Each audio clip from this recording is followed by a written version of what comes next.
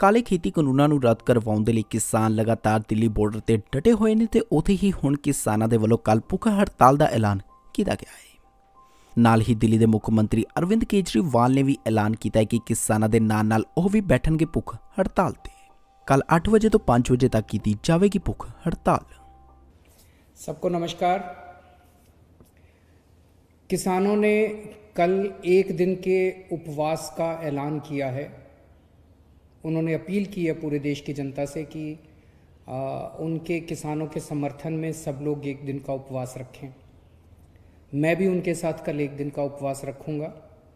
मैं सभी आम आदमी पार्टी के कार्यकर्ताओं से, समर्थकों से अपील करता हूं कि वो भी किसानों की इस मांगों के समर्थन में एक दिन का उपवास रखें। और मैं देश के सभी लोगों से अपील करता हूं, बहुत सारे हज़ारों लाखों करोड़ों ऐसे लोगों को मैं जानता हूं जो दिल से किसानों के साथ हैं। अपनी दिन ब दिन की दिनचर्या की वजह से वो बॉर्डर पे नहीं पहुंच पा रहे, लेकिन दिल से उनके साथ हैं। ऐसे सब लोग, अब उनको भी मौका मिला है, ऐसे सब लोग अपने अपने घरों में एक एक दिन का उपवास रखें और किसानों की मांगों के समर्थन में प्रार्थना करें। मैं देख रहा हूँ पिछले कुछ दिनों से केंद्र सरकार के कुछ मंत्री और भारतीय जनता पार्टी के कुछ लोग बार बार कह रहे हैं कि ये किसान देशद्रोही हैं, ये आंदोलन देशद्रोहियों का है, यहाँ पे एंटी नेशनल लोग बैठे हुए हैं।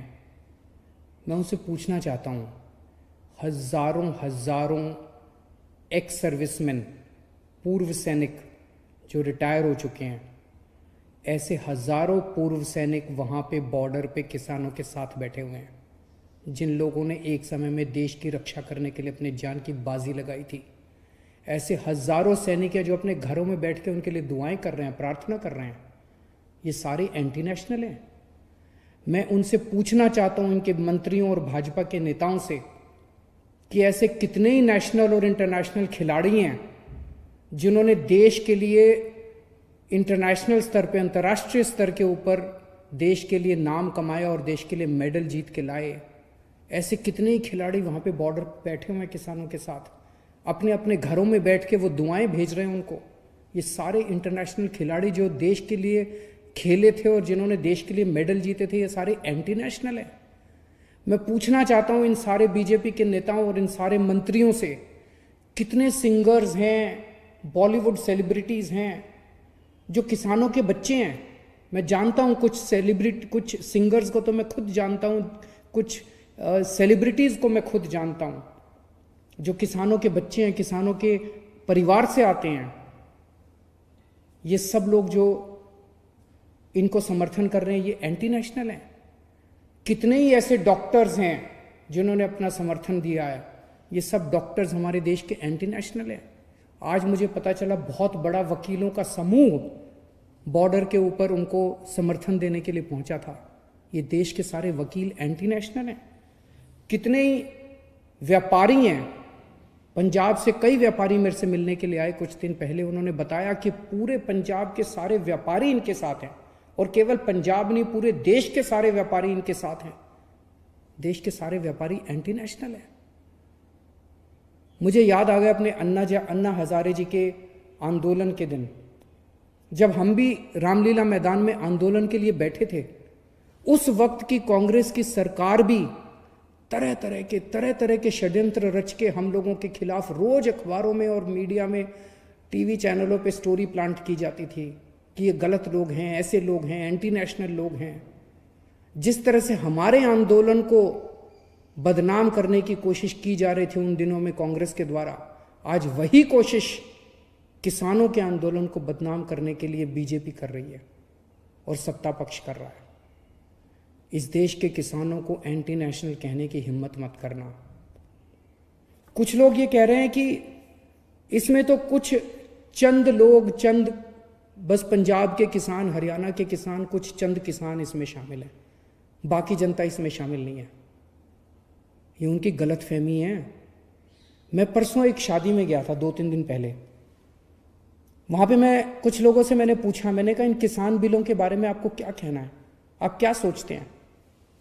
आपको जान के ताज्जुब हुआ कि मिडिल क्लास और अपर क्लास के लोग जो वहां मौजूद थे, उन्होंने मुझे कहा सर ये बिल बड़े खतरनाक हैं। मैंने कहा क्यों? कहते सर इन बिलों में ये लिखा है कि अब कोई आदमी कितना भी अनाज जमाखोरी कर सकता है। अभी तक इस देश के अंदर जमाखोरी करना अपराध होता था। हर अनाज की एक लिमिट होती थी, जैसे मान लो चना है तो सरकार लिमिट लगा देती थी, भाई 10,000 क्विंटल से ज्यादा कोई, या जो भी लिमिट थी, इससे ज्यादा कोई चना अगर जमाखोरी करेगा तो उसके ऊपर मुकदमा चलाया जाएगा, उसको गिरफ्तार किया जाएगा, उसका सारा सामान जब्त कर लिया जाएगा। इस देश के अंदर जमाखोरी करना जुर्म होता था, क्योंकि जमाखोरी करने से कीमतें बढ़ती थी। अब जो केंद्र सरकार कानून लाई है, इसमें जमाखोरी करना अपराध खत्म कर दिया गया। अब जमाखोरी करना अपराध नहीं बचा है। अब कोई कितनी भी जमाखोरी कर सकता है, कितना भी सामान, कितना भी अनाज जमाखोरी कर सकता है। तो फिर तो जिनके पास पैसा है वो तो बहुत सारा अनाज स्टोर करके रख लेंगे अपने पास, बहुत सारा सामान अपना, बहुत अनाज अपने अपने गोदामों के अंदर स्टोर करके। फिर तो महंगाई बहुत बढ़ जाएगी। तो मुझे वो लोग कहने लगे सर इससे तो महंगाई बहुत बढ़ जाएगी। कानून में ये लिखा है कि अगर महंगाई 1 साल में डबल जब तक नहीं हो जाती तब तक जमाखोरी करने में कोई पाबंदी नहीं होगी। तो सर हर साल महंगाई डबल होती जाएगी। आज अगर 20 रुपए किलो गेहूं है तो इस साल 40 रुपए हो जाएगी, अगले साल 80 रुपए हो जाएगी, अगले साल 3 साल में 160 रुपए। ये क्या है? तो मैं ये कहना चाहता हूं कि कोई ये गलतफहमी में ना रहे कि इस कानून के समर्थन में केवल चंद वो किसान हैं जो बॉर्डर पे बैठे हुए हैं, वो भी हजारों लोग बैठे हुए हैं। इस देश का एक एक आदमी इन कानूनों को समझ रहा है, हर आदमी इन कानूनों को समझ रहा है और इन कानून की बारीकियों को समझ रहा है। जो लोग अपनी जिंदगी में व्यस्त होने की वजह से बॉर्डर पे नहीं पहुंच पा रहे, उनका दिल वहीं है, किसानों के साथ है। तो मेरी केंद्र सरकार से गुजारिश है कि अहंकार छोड़िए। अहंकार अच्छी चीज नहीं होती। सरकारें जनता से बनती है, जनता सरकारों से नहीं बनती। अगर जनता इन तीनों बिलों के खिलाफ है तो इन तीनों बिलों को तुरंत रद्द किया जाए और एमएसपी के ऊपर किसानों की फसलें खरीदने की गारंटी देने का बिल बनाया जाए। जितनी भी किसानों की मांगे हैं उन सारे किसानों की मांगों को तुरंत मंजूर किया जाए। Media desk report, the TV NRI।